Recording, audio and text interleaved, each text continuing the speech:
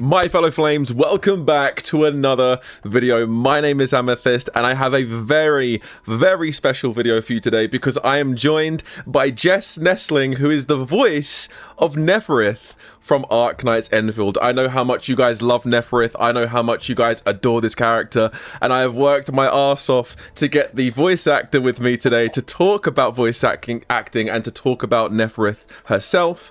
Hello Jess, how are you doing? Welcome on. Hello, thank you so much for having me, and I'm with you. I think Nefarith is a lot of fun. She's a badass character. We love Nefarith. She is.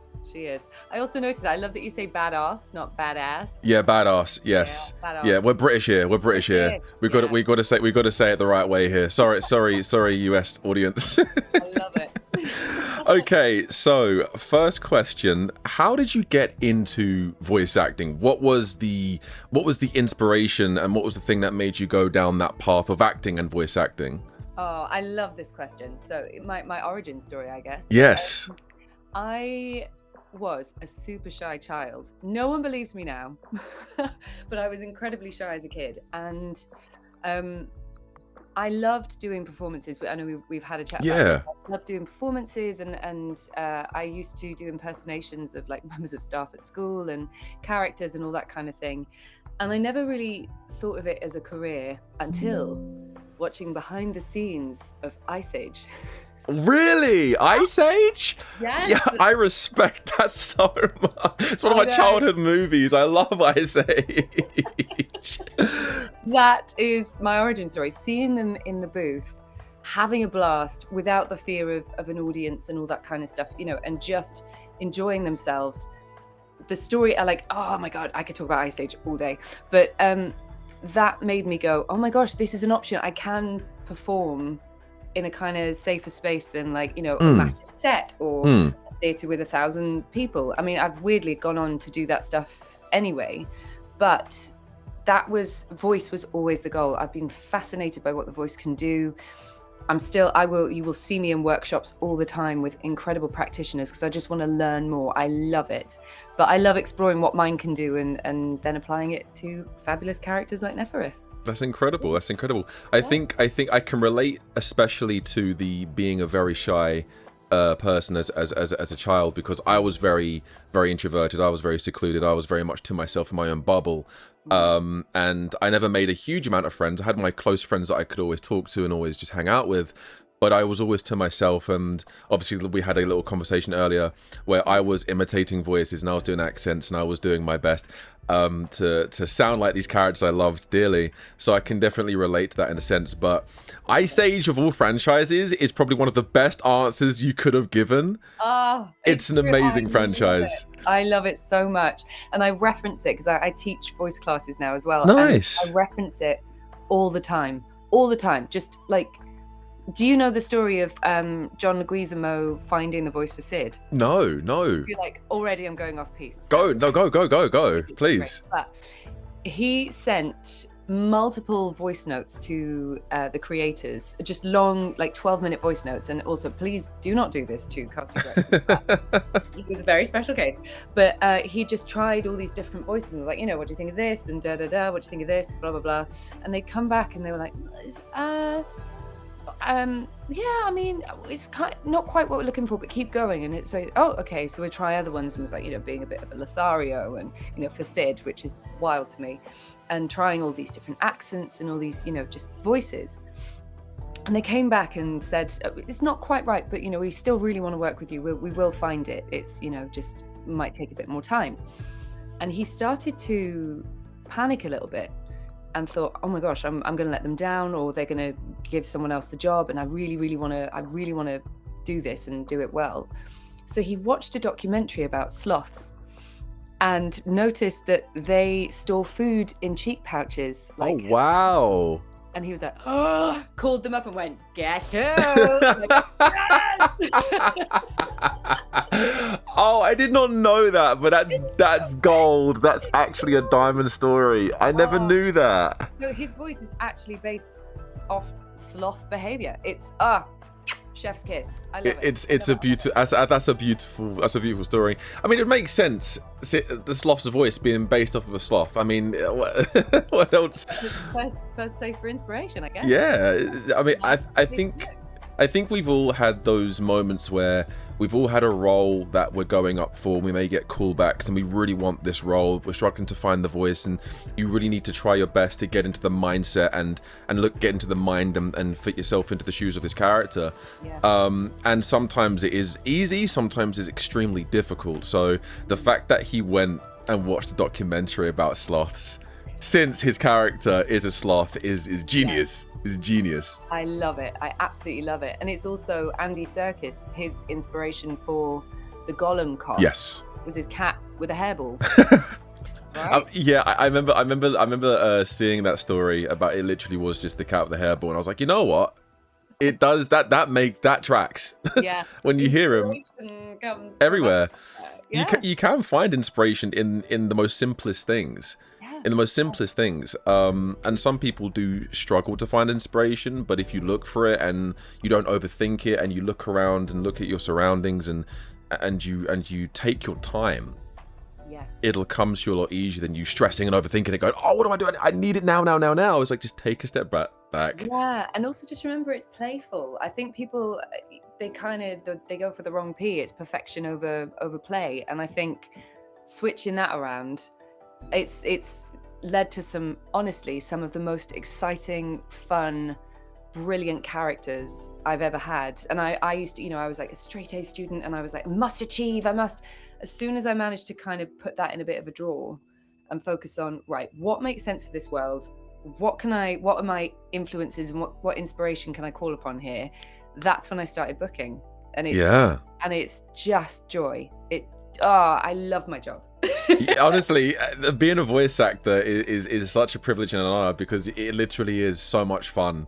It is so much fun when you book that job, and when you look at that character sheet for the first time and you can put that voice to the character, and it's just, I love it. Honestly, there's no better feeling than to do something like that, or to do something in the creative arts universe. So it's amazing. Yeah.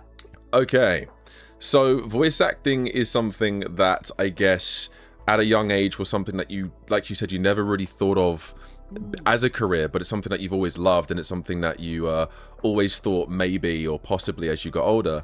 So realistically, it's something that you just fell into. It's something that you fell into, and as time went on, was it something that you just kept coming back to, whether you were doing other jobs and other career choices, or was it something that from the start it was, I'm going to be a voice actor? It was, as soon as I made the decision, I started to work out how do I get there? What's the route? And obviously everyone has a different route, and I feel now more than ever there are people who don't feel like they have to go to drama school, and I think that's great, because drama school very much has pros and cons. And so I didn't do drama at all at secondary school. I went to Alpha Comp in Swansea. I didn't do drama at all. I was too shy. I wasn't very good. For me, it was like not an academic subject that, my parents are so supportive, but they're doctor and nurse, and they were kind of like, well, it would be great for you to have something to fall back on in case this artistic hippie lifestyle doesn't work out. I think we've all of us creative people have heard that before from someone before. But they were very much like, pursue it, but please have a safety net. And so I didn't do drama for GCSE or for A-level. Okay. And then, to be fair, I turned around to them and went, I want to do theatre for my degree. And they were like, is it what? I'm sorry? Sure. And so we looked around at different options, and there was a point where I was looking at potentially doing psychology and drama, and then I love languages as well, so I ended up doing French and drama, and I was one of 2 people in my year to do that combination at Royal Holloway, and so I got to study theatre in Paris for a year as well, which was incredible. That sounds magical. That sounds incredible. It was so much fun. And so every single step of the way, it was kind of like, maybe, what could I do with the French side, or do I want to go into some sort of, business side? What do I want to do? And it was always the pull. And when I finished my degree, I started working in an office job, and I was like, no, I Can't do this. can't do a 9 to 5. I can't do it. It's like, I have so much respect for people who can, but I'm very late diagnosis, but ADHD, and so doing the same thing every day and that level of routine it drains me. I can't do it. And so I decided to go to drama school, and I didn't get in the first year, and I feel like that really made me go, do I want this? Yes, I do. So I waited, and I got in the second year, and then my focus was voice. I was obsessed with all the voice classes. What can the voice do? How to do Yes. what's possible, what's my natural tone, and all this kind of stuff. Yeah. We had the most amazing radio teacher, radio drama teacher, Peter Darney, and he really encouraged me to kind of pursue it and was so helpful. And so for my final project, I created an audio drama for kids. This was before like Yoto Player and Tony Boxes and all that kind of stuff. And I was gonna create a company like that, and it's still in a drawer. And Captain Hindsight is the worst superhero, because I wish I'd done it, but it's because I really feel strongly about the power of imagination and what those kind of audio dramas can do. But I put my heart and soul into it, got a distinction, and then used that to get in the door with certain studios. And I was like, Brilliant. This is me. I narrated it, and like la la la la la la. Carried on doing courses in voice once I left Alra, my drama school, and then I just kind of kept plugging away, and then started doing some theatre. And theatre has actually been such an accelerator for my voice career, because I do a lot of Warhammer, I do a lot of like big raw voices, and I've done a lot of outdoor theatre where I'm literally shouting across a field at another character like, what? So it's like it's kind of really helped with the stamina for that. So it's all fed in, but all the way along it was just like, no, I still want it. And for me, voice was always the focus. And it's kind of, I'm so grateful that the years and years and years of hard graft have paid off, because every time I go into studio, I am so grateful. I'm buzzing, and I get to work with exceptional people, learn from them. The directors that I get to work with are just phenomenal. So it's like I'm learning and growing, and it's joy. It is joy. I really do. You're gonna hear me say this. No, please. I love my job. hearing the passion, hearing this passion is incredible.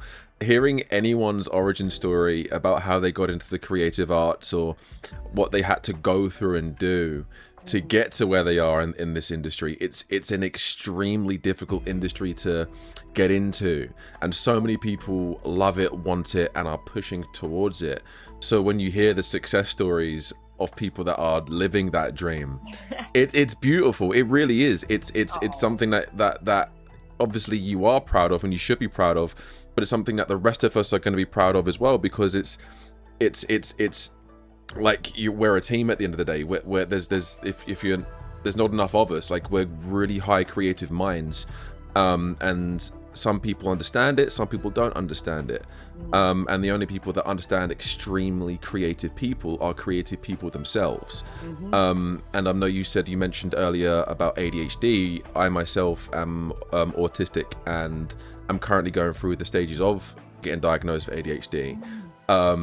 So again, I can resonate with that, and I'm sure a lot of young voice actors watching now can resonate with that. So hearing these stories actually are a massive boost to all of us, as well. I'm sure yourself telling the story to these young voice actors, because everyone's got a story, everyone's come from somewhere, and without these experiences and without these stories, we wouldn't be where we are or who we are. So I love it, absolutely love it. So you keep telling me how much you love voice acting, because we love hearing it.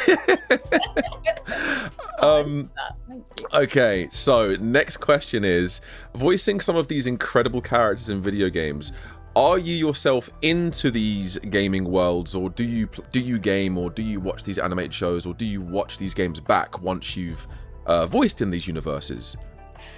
So I I would never call myself a gamer because that is a disservice to the gaming community. My last console was a PS1. Oh my goodness. Oh my goodness. I had it in my bedroom and I would be playing Rayman and like this arcade party pack, which was like these 80s games, all stuff like that until like 2, 3 in the morning. I absolutely loved it. But anything more kind of narrative driven, I didn't really touch. And then my fiance and I both work in games in very separate worlds. He's an armorer and a military advisor. Oh wow. He's so cool. He is so cool. But hell yeah. He does a lot of the gun stuff for games. Like we actually worked on our first game together quite recently, Battlefield 6. Oh, you worked on Battlefield. That's incredible. That's love that game. So much fun. And so yeah, we kind of decided, well, we both work in games. We should probably get a console. So we got PS5 and first of all, that control is smarter than me. I was like, what is it? What is happening? Where's the curly wire that sort of stays curled for the rest of its life? What is happening? So yeah, that was humbling. And then I was trying to, what was it? It was God of War. Yes. And I dived right in with Ragnarok. Yes, the second. Yeah, that's the second one on the PS on the remake or the continuation franchise. Yeah, it's the second one. Yeah. I love your knowledge. And yeah, so I just went straight in with that and I had no idea what I was doing. I didn't quite understand the story, but I was like giving it a go, just wandering around. And especially with how my brain works, I was just, what's over here? Just yeah, get distracted by everything. Yeah. And I started playing at about 11 in the morning and I just suddenly I was like, I'm really hungry. What time is it? I was like, it's 5 o'clock. It's 5. How have You've been playing it all day? The whole day. I was like, how have I done? But I hadn't got very far because I was just wandering around like, what's in this box? What's down that corridor? Yeah, exactly. I was just having the best time. And it was the same with Baldur's Gate 3.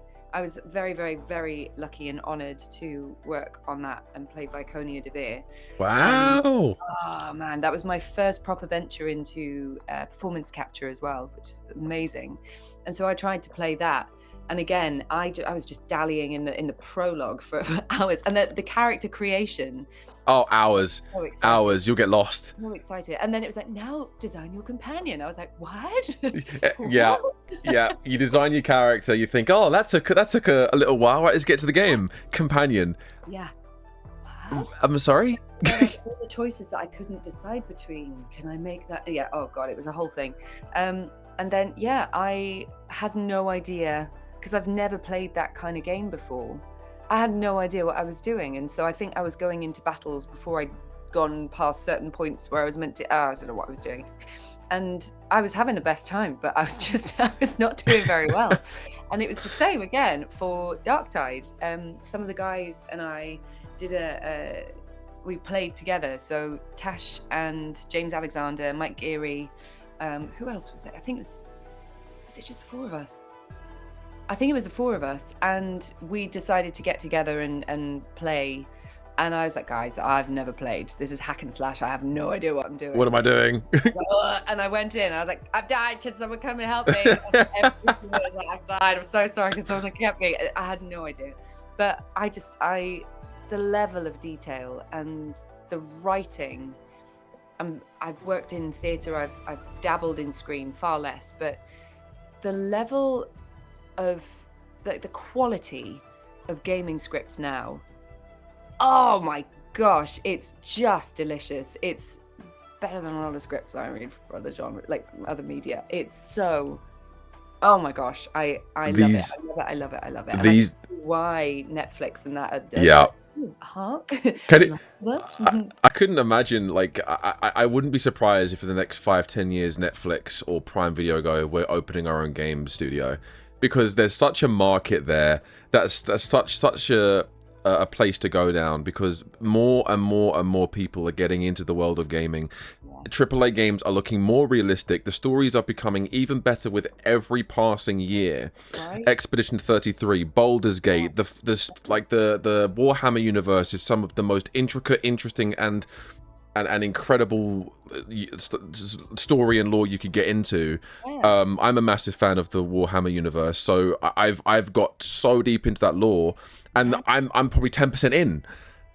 Right. You know, and decades old. It's Yeah. got so much, yeah, like just in terms of that. So you've got the whole expanse, and the fact that it covers all these different genres within gaming as well. It's, you know, strategy, and it's just sprawling. I love it. What's quite ironic and quite funny is Dark Tide was the game that got me into Warhammer. And then I played Space Marine 2, and then after that I was like, well, now I need to know more. Now I'm hooked. So that's when I started getting into the lore of it. So I love it. it's incredible. That's amazing. I love that. And I think, sorry, one of the things that I love about Warhammer is how theatrical it is. Like when they speak, it is very much the beneficent emperor protects and all of this stuff, like the lords above us, the heretics. I love it so much. I love it so much. It's so good. I've been really, really lucky to work with Matt Ward, who is one of the writers for Dark Tide. Yes. And the director. So we've been working together for 4 years. And he has just got such a great sense of humor with it as well. And he really understands the rapport between the different factions, who gets on, who doesn't, and then clashes within that. And that's a dream. That's a dream. To be in the Warhammer franchise is a dream. Yeah. That's incredible. So much fun. So much fun. Yeah. Okay, let's talk about Nefrith. Yeah. Let's get on to Nefrith. So, Nefarith, how did you acquire and how did you get through the audition process to voice Nefarith? Gosh, so that was with one of my favorite studios. I probably shouldn't say that, but they really are. Liquid Violet, who I adore. They are just one of the most wonderful, wonderful, wonderful companies here in London. And I did a first round, and it's an American accent. And I'm trying to remember what the wording was, because, you know, you get the audition through, and I know that they wanted kind of like quite a rich, sort of lower toned voice, and so that's what I was playing with, and that got me a recall. And then, yeah, so it was kind of, I was playing with, okay, so she's kind of more down here. There's more of a cat-like quality to her, you know, because she's evil, but not like, yes, like we were saying. Yes. It's less of that kind of theatrical world. It's still heightened, but it's not, I'm evil. It's more, you know, there's something more sultry about her, and she's smart. And so I kind of brought all of these elements into it, and they very grateful, they liked it, and I got recalled. And then I booked the job, but then they changed. I don't know if some of your fans or if you're aware, but they changed the artwork for her. They did. She had more of an elongated jaw. She looked a lot more mature. And then for the final product, they changed her design ever so slightly to give her different features or make her look a little bit younger. There was more of a sweetness to her, which they then wanted in the voice as well. And so I had this fear of, oh my gosh, are they going to recast? I love this role. Are they going to recast? And Lou, wonderful Lou, who works for the company, he asked me to send in a tape of kind of like, how can you keep the lovely elements that you've got, but then change it? I was like, we love what you've done. We love it. It's amazing. But now do it for this version. I was like, okay. And so I was then trying what still works, and I was kind of trying. I was like, thought maybe if I kind of made her sound a bit younger, and I thought, but she's not that much younger. There's a sweetness to her, but she's still. And so I was kind of trying to find, and I made her quite like aspirate, and so. I kind of lifted it slightly. So, you know, it just wasn't down here. And I was like, is that kind of thing? And then I offered another one that was more kind of down the nose and made her a bit more, not reedy, but kind of a little bit more, you know, that kind of stuff, just to see, you know, and I offered some things, and they went with the kind of more aspirate one that was still, it was close to the original. I did, but it just matched the artwork a bit better. But honestly, that was a, you know, squeaky bum time moment. I use that term more times than I can count. Whenever I'm not sure whether I'm getting a job or when something intense happens, like, that was squeaky bum time. Squeaky bum time. Yeah, absolutely. Yeah. So I'm very, very grateful that they kept me on for that one. Yeah, because I've had it in the past where I won't name the studio or the game or anything, but I'd spent ages in studio doing this character that I loved, and it was so cool and and then when it came out, I went onto YouTube and found a snippet. I was like, oh my gosh. I was like, oh my gosh, that sounded amazing. I was like, that's not my voice. Oh, wait, That's not me at all. I don't remember. That's. I'm all right, but I'm not. I can't do that. Oh, and they didn't tell me. Oh no! What? Yeah, so there was that kind of like, oh god, here we go again.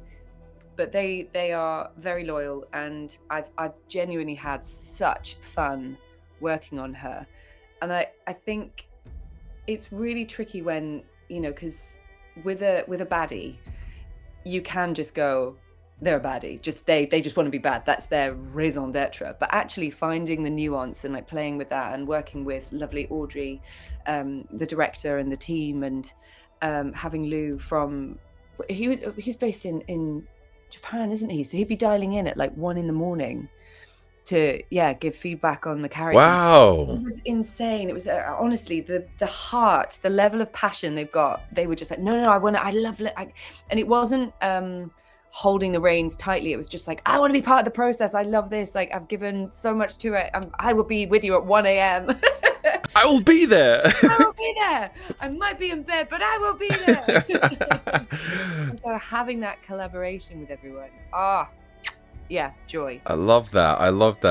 Nefrith has become such a huge character in the Enfield fandom. They love her.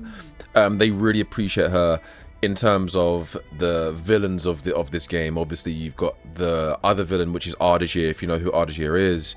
And people love him. The women are swooning over him. They love him. And then you've got Nefrith and their dynamic specifically. There's a scene in the story, I don't know if you've seen it, where they're in the same room for the first time ever. And Nefrith, at first, you don't know if she knows who Ardashir is. And then when they come into contact, and then Ardashir is clearly the one that's like in charge, and it's like, wait, excuse me? And then you see the dynamic between those two, where Nefrith is a lot more aggressive and he's a lot more composed and do as I say, this is the part of the plan. Seeing that chemistry with them two, and then seeing how they interact with the main character is just phenomenal. I think the developers at Griffline did an exceptional job with these characters, and they're both very likable villains. You have villains in other forms of media where you really don't like, you're not meant to like them, but you really don't like them because of the type of villain they are. Where with these two, they're very likable, and you don't want them to succeed, but you don't want them to completely fail. And I think that also goes into the performance that you gave these characters. I think because the performances of everyone that went into these characters, you do grow attached to them, and you don't want them to fail, but at the same time you don't want them to succeed, because it's a bad thing what they're doing. Absolutely. That was one of the words that came up quite a lot, is that kind of, there's almost a maternal quality. There's something there that it's like, it's not just a 2D she's bad. There are definite, and it's the same with Ardashir, right? But there are layers, and there are the number of times it's like, you know, this is the plan, and it's like, what's the plan? What is the plan? What are you up to? What are you up to? Yeah, exactly. What's coming? Because something's not right here. I don't think you're just doing this for no reason. I've seen villains like that. You're not that person. But yeah, it's amazing to see her on screen, and amazing to see her be brought to life. So finding the voice for Nefarith, you were explaining the process of finding the specific voice for Nefarith, and the squeaky bum time moment of, oh no, what's going on? They want a new one. So when you go into the booth for the first time, and then when you find the voice for the character, do you see the character artwork? So a lot of games, you see the character art first, and then you put the voice to the picture of the character, or you may have a descriptional list of, these are the characteristics. Which one was that for Nefarith? Do you know, it was so long ago. I'm trying to remember, and I'm not sure how much I'm allowed to say. That's fair enough. If you don't know what you can and can't say, that's completely fine. I'm not using that as an excuse. But I genuinely, I can't remember what was there. But I do remember going into the booth, and because they'd already recorded it in Japan, so I'm trying to remember, there are 3 languages that it's English, Japanese, and Chinese. Yes, correct. Yes. So they'd already recorded it and had kind of the cinematics in a very rough format. So I was able for a lot, you know, Nef has a lot of cinematics. So I was able to actually see what was going on. And I also was listening to the other references, which was really interesting because obviously they've got a very different take on the character, but it was also things about timing. And so it's all of these then technical aspects as well as building a character. It's, well, we've already recorded it here, so it needs to fit into this many seconds. Correct, yeah. And that kind of stuff as well. So it was a really lovely character challenge with the transformation of her. And then a technical challenge of, okay, doing it to screen, which I love. It's like, what's it called? Like Guitar Hero and that kind of stuff. Oh, right, yes. Right, here we go. So much fun. But also then having a kind of match to the other wonderful voice actresses who've played her around the world. I mean, how many times do you get to say that as well, right? How cool is that? It is like a collaborative effort, isn't it? Because you're one of 3 other voice actors.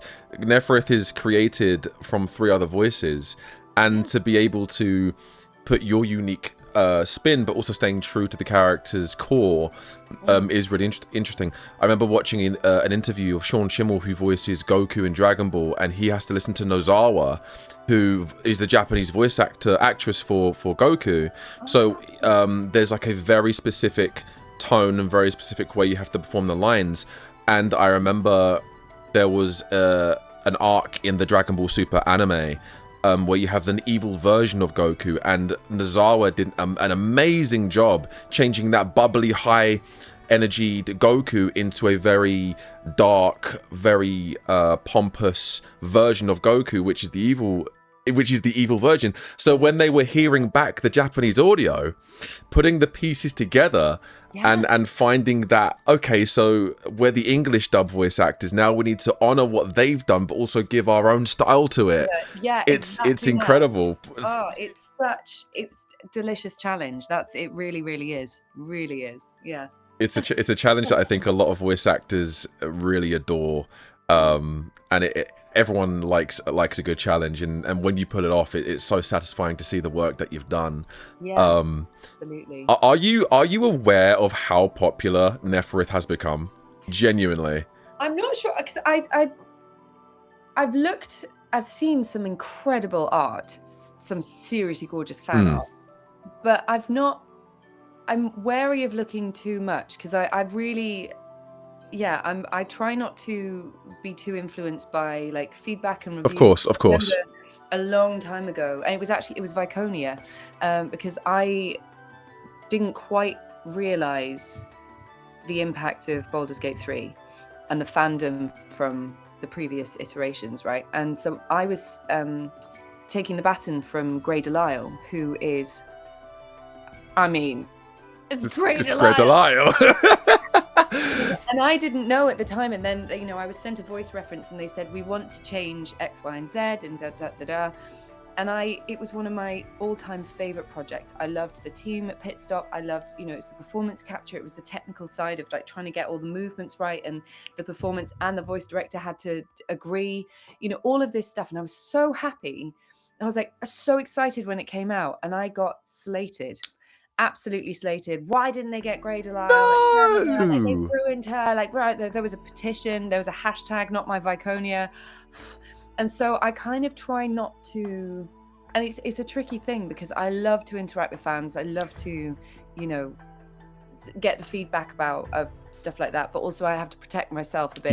You do, of course. That hurts so much. And then my very dear friends, Jen English and Aliona Baranova, met Grey Delisle at a convention, told her the story, and I've saved the video. She like did a thing. She was like, we're sharing this role, so you know I play Viconia, but Jess plays her too. Yes, that's incredible. But I was like, oh my god, Grey Delisle. Just watching it like that happened. What? Oh my gosh. So, but yeah, it's kind of because of that I try and protect myself a little bit. But I had a feeling she'd be loved, or you know, that people would love to hate her, because she's just great, and she's got a tail, and she turns into a dragon. She causes destruction everywhere. What's not to love? Oh, she's great. Yeah. It's That's lovely to hear. That's so lovely to hear. people absolutely love Nefarith. The boss fight where she does turn into this big beast, into this big dragon. Yeah. Honestly, the entire fandom have said it's one of the most insane boss fights they've ever experienced. So they're comparing it to a raid boss from an MMO game. They're comparing it to some of the most difficult bosses in gaming. Like, they are adoring this character, adoring everything that the developers are doing with this character, and they love your voice as well. So the fandom is on your side, and they really are hoping to see more of Nefarith in the future. But it was quite interesting is obviously I remember you briefly mentioned just a minute ago Jennifer English and Aliona. I keep saying this because and I keep flexing on people, but I remember 2023. It was summer 2023, the summer before Baldur's Gate 3 came out. I signed up to a voice training course. And this is when I was like really into it. I was like, I'm investing into the equipment. I want to know what I'm getting into. I want to do performance capture. So it was a 3-week course. So every week I'd go to London, into Liverpool Street. And who was teaching me for those 3 weeks? It's Aliona and Jennifer. And they were such an amazing tutor. They were amazing. They taught us everything they learned. They told us what to do and what try not to do. And this was just before Baldur's Gate came out. And I knew what Baldur's Gate was because I knew the first 2 games as well. So hearing that the third one was coming out, it was a very big deal to be able to work alongside these guys. And they were amazing people. They mentored me through to the end of the year with if I ever had any auditions and stuff. So to give me pointers, and playing Expedition 33 and seeing Jen win those awards. I'm not gonna lie to you. When I saw that she won not only the BAFTA but only the Game of the Year award, I did cry. That's just Goosebumps. Right? I'm so proud, and like, she freaking deserves it. She does. She's worked her arse off. They both have, and it's incredible to see them succeed the way they have. I did cry. I cried my eyes. I was watching. I was like, yes, she's done it. I was taught by her. That's what I'm talking about.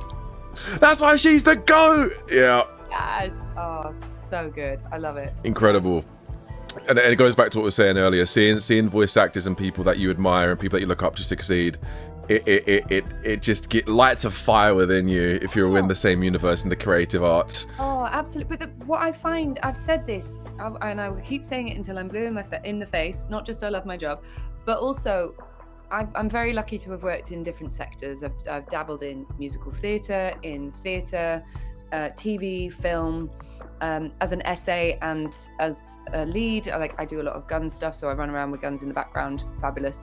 And the community that I adore more than anything is the voice community, and anyone who's in it will absolutely agree. It's so supportive. Yeah, they are. Filled to the brim with cheerleaders, and it's like if you're not right for something, instead of just going, sorry, I'm not right, it's, oh, do you know, I know someone who would be perfect for that. And they're not afraid to share these connections and to build other people up and help other people through the door.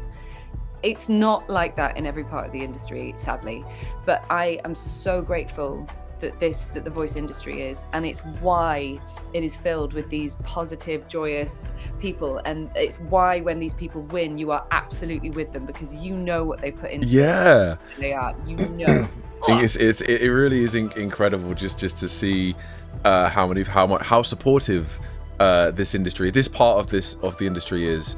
And obviously being involved with all kinds of avenues and all corners of the industry, the voice community has definitely been one of the most supportive in certain moments. And that's not saying the other corners of the creative arts haven't been, but when I have been performing, or if I've been struggling, or if I've been going through a lot and I'm seeking advice or help, I've reached out to other voice actors, I've reached out to other friends that are in the industry, and they've sat down with me, they've called me, we've just gone through it, and they've helped, and it's a real treat to be able to know these people. Because it is like a big interconnected family where anytime I see a voice actor auditioning, I share, repost, comment, root for them to do it, whether it's an open audition, whether it's a closed audition, whether they've announced that they've got the role. Yeah. And I think it is very important to share that with these people and tell them just how proud you are. They may not need to know you directly, they may have only met you once or twice, but knowing that they've got the support of other voice actors and fans behind them, it's going to keep that fire lit, and it's going to give that determination and motivation and discipline that they need. So yeah, absolutely that. I love it. I just love it. It really is a treat to be a part of this. With going back to Nefarith, with the character of Nefarith and seeing the way she is and hearing the voice, especially the laugh. You got the villainous laugh down, by the way. Her laugh gives me chills every time. And like, because even with the first time when we meet Nefarith and you hear the laugh and she's talking to her predecessors, she's talking to her minions, it's like that's incredible, chilling, but also like that villainous laugh is top tier. Thank you. I would, and I've heard a lot of people say this as well. When her presence was known, and she gave her villainous laugh for the first time, whenever they heard it in the future or something similar, they instantly was like, "Oh, Nefarith here. Oh, we're so cooked." No. Like they love it. That's the signature. You have the signature laugh. You've got it. Funnily enough, that's a huge part of my process, and it's something that I will always say if people are struggling with their character. I'm like, "What's their laugh?" Because it's not going to be your laugh. And when do they laugh? It's so important. It's what is their sense of humor? What do they laugh at? It's not just finding it. It's like, why are they laughing? What are they finding in this moment, right? And it's, I love it. It's a huge part of my process. There was a Thank you. Yes, there was a sequence, especially when Nefarith is combating Zhuangfeng Yi and they're in the tower and they're fighting for the first time and they're circling the room and they're sizing each other up. And then Zhuangfeng Yi is very composed, very quiet, sussing the opponent up. And then Nefarith's just laughing at her, and it's like, what do you mean? Like, this is a very powerful character, and Nefarith is just staring her down, laughing, cocky, overconfident. And I think her being an overconfident character adds to the kind of person she is, because she's not a silly or stupid character. She's very intelligent, so she knows she has to be wary of the opponent she's facing, especially listening to the orders of Ardashir. But also at the same time, the confidence that goes behind it is incredible. And it's even when she's not confident, it's what is she trying to do? She's trying to rattle. Yeah. And it's like it's a piece of armor. It really is. It's like anytime it's like if the main character knows I can beat this person, they start laughing. Why? Yeah. They shouldn't be doing that. Yeah. Why are they laughing? Absolutely. And it's like it gets under your skin. You ask that question, you keep saying, what happened? What is it? What is it? Like, what have I done? Yeah. And it's And I one thing I will say about the fandom is that the end of that sequence, that boss fight in the recent update, and you see her plummet to the ground. I know. And then she's evaporating into smoke. Let me tell you now, mine included, my reaction included, we were all like, no, you can't do this to me. No way. And obviously it's up in the air. We don't know whether she is or isn't coming back. Some people would think she is, some people think she isn't. And the fact that moment had such an impact on the fandom for them to not want her to go or not go. It's like you can't do a boss fight like this, have her be this kind of amazing, interesting character, and then for this to happen. So the impact this character has had is incredible, and you should really be proud of it. Oh, thank you so much. I really am, and it was such fun going into the studio for it. And it's, you were saying that thing, and I remember feeling the same. I do not want to give spoilers away, but have you seen Succession? Have you seen Succession? Oh no, I haven't seen Succession. No. Anyone watching has seen Succession, I think you'll know what I'm. Okay. There's a moment in that you're like, nah, surely not. Is she? Are they? What? No. And then you're like, what? And for the next few episodes, you're just sitting there absolutely. You're still stuck with it. You're still stuck with it. Yeah. Did they? No. Oh, it's unbelievable. But yeah, I will not spoil it any more than. Don't. Because it's on the list. I've had so many people recommend me Succession. Yeah. And I love TV and movies, so it's on the list. I'm currently watching Landman. I need to watch Yellowstone, and then I need to watch Succession. That's the next 3 in line of what I'm watching. I've just finished Fallout, which I loved. I have not seen season 2 yet. Is it good?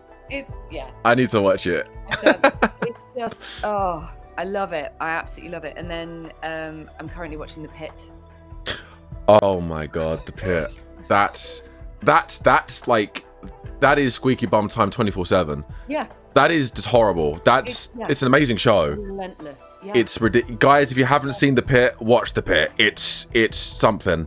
It's amazing. But like harking back to Succession, I won't give anything away, but that for me, part of the reason I was so obsessed with it is because you shouldn't like them. Nope. You shouldn't. I've heard the same thing, that you should not like these characters. And so for me, I'm then analysing, what is it? Why do I care? Why do I care? Because it's, it's finding the humanity in a character is like such an important thing for me. And I'm very glad it came across with lovely Nefarith. But it's unpicking those characters who are vile. Yes. If I met them in the street, I'd be like, I don't want to talk to you. I don't want to talk to you. Get away from me. For some reason, I was watching episode after episode and like enthralled by their lives. Why? I'm still working it out. But it's that kind of thing that keeps me interested in kind of villains and the bad people and you need themselves as bad. You need to know their intentions. You want to know what they're up to. You need whether they are evil for evil's sake or whether there is something that they're not telling you. A good villain is just as important as its protagonist. Yeah. You need a good antagonist to its protagonist. So yeah, I'm very happy that Nefarith has had the impact that she's had on the community, and you've done an amazing job with Nefarith. You've done an amazing job in Dark Tide. It's incredible. Okay, that is all the questions I have. That is all we have time for today. I want to say thank you so much for joining me today. It's been an absolute honor. I'd love to in the future have you on again if you would ever be open to doing so. Absolutely. And yeah, to all of you guys watching, if you stay to the end, thank you so much for watching. Leave a like, comment down below, and subscribe if you are new, and I will see you all in the next video. Take it easy and have a good rest of your day.